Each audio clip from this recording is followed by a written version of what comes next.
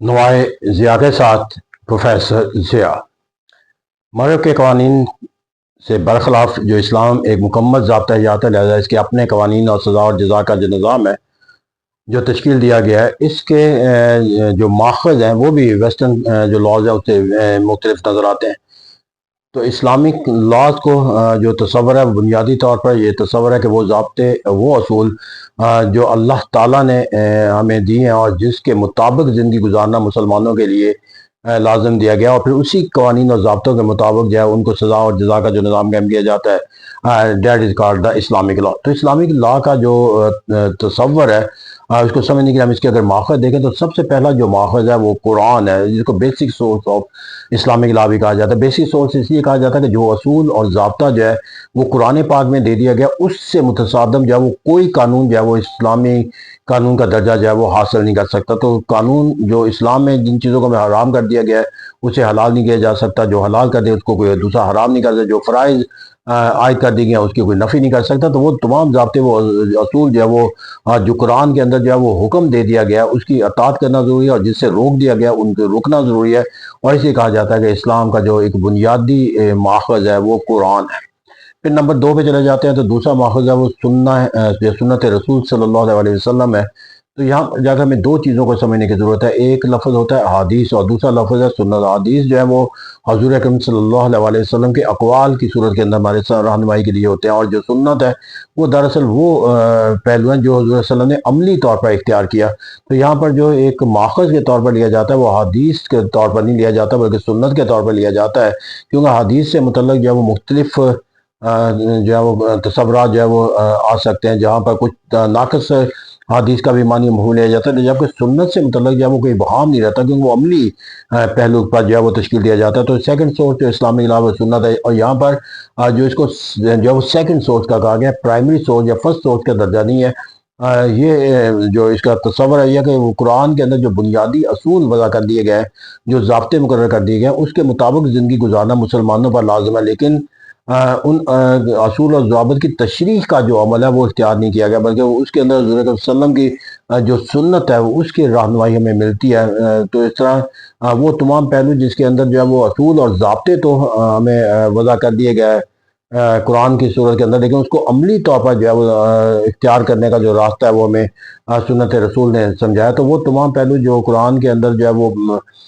ایک ضابطے کے طور پر دیے گئے، مثال کے طور پر نماز مسلمانوں کا فرض ہے، لیکن نماز کی ادائیگی کا تصور کیسے اختیار کرنا ہے یہ ہمیں سنت رسول جو ہے وہ ہمیں تشکیل دیتی ہوئی نظر آتی ہے۔ تو اسے کہتے ہیں کہ قرآن کے اندر جو اسلامی ضابطے اور ہے وہ نمبر 1 پہ قرآن ہے، اور پھر جہاں قرآن ہمارے لیے رہنمائی کا جو ہے وہ براہ راست کوئی ماخذ نہ بیان کرے تو پھر ہم مسلمان یا اسلامی قوانین کو تشکیل دینے کے لیے سنت رسول صلی اللہ علیہ وسلم کو ماخذ کے طور پر استعمال کرتے ہیں۔ پھر یہاں پر جو تیسرا ماخذ ہے وہ اجماع کا کانسیپٹ آ جاتا ہے۔ اجماع جو ہے وہ کنسنسس آف دا مسلمز ہے کہ جس کے اوپر تمام مسلمان جو ہے وہ متفق ہو جائیں، دیٹ از کا۔ تو یہ سمجھنے کی ضرورت ہے کہ اسلامی سورس کے جو ماخذ ہیں وہ اپنے درجہ بندی کے لحاظ سے جو ہے وہ سورس قرار پاتے ہیں، کہ جہاں پر پہلا درجہ اگر قرآن کا ہے تو وہاں سے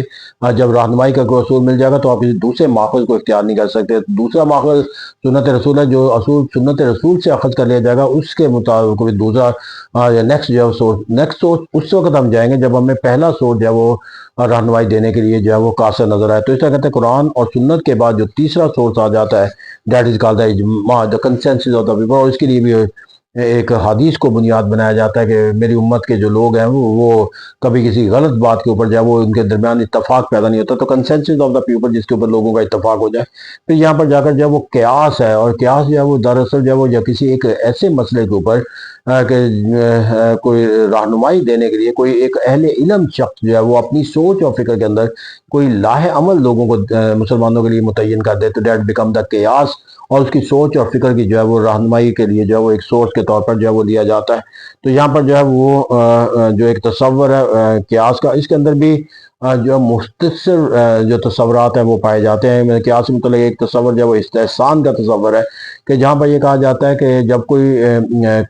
اخذ کیا جائے تو یہاں پر یہ سمجھنے کی ضرورت ہے کہ بنیادی ماخذ تو قرآن اور سنت کے لیے اصول اور ضابطوں کی بنیاد کے اوپر جو ہے اختیار کیا جائے گا، لیکن کہا جاتا ہے کہ اس کے نتیجے کے اندر جو فیصلہ کیا جائے یعنی جس کے اندر قرآن اور سنت کے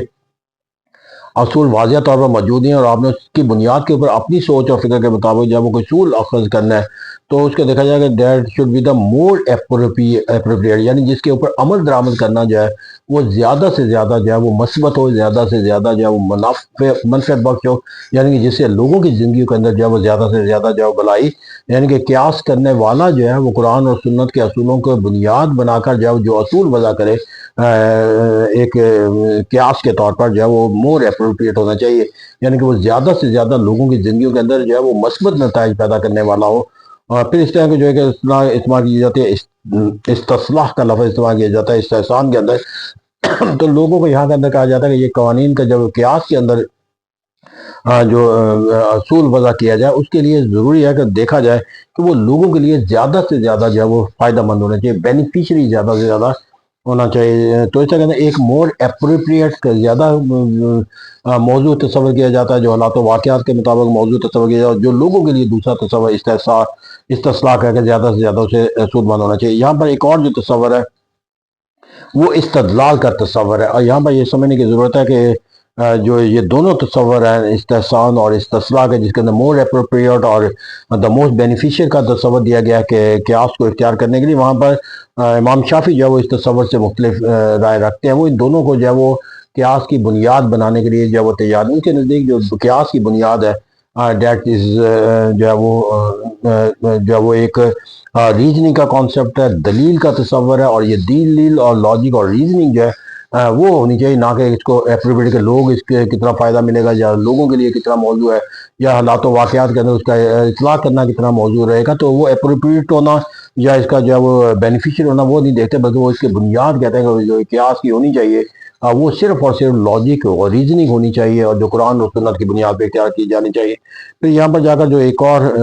تصور ہے وہ ہے فقہ کا تصور، جس کے اندر جو ہے وہ ہمیں ایک اجتہاد کا کانسیپٹ بھی آ جاتا ہے، اور اس بنیادی تصور یہ ہے کہ جہاں پر قرآن رہنمائی نہ کرے، جہاں سنت رسول بھی رہنمائی کے لیے موجود نہ ہو، جہاں پر قیاس بھی موجود نہ ہو، پھر وہاں پر جا کر جو ہے جو فقہا کا تصور ہے، جو اہل علم، جو ایک بہت بڑے اسلامی تعلیمات سے وابستہ جو لوگ ہیں، وہ اپنی